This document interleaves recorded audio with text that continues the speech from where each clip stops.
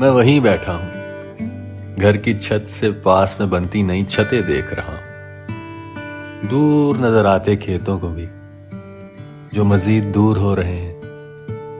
ये गलियां, ये चौबारे, जहां परिंदों के अंडे अब दरख्तों की बजाय रोशनदानों में बने घोंसलों में पड़े।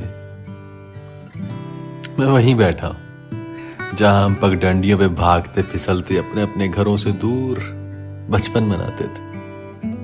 परिंदों की चहचहाहट में उनकी हमजुबानी करते थे।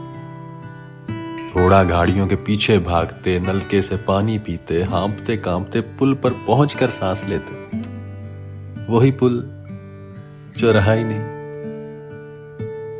सीमेंट से बनी ये इमारतें हमारे बचपन की शरारतों, ख्वाहिशों और चमकती कहानियों पे खड़ी हैं, जो यहीं गूंजती फिरती हैं, अपने बचपन को दूसरों के बचपन से मिलाती हैं, बस मुस्कुराती हैं।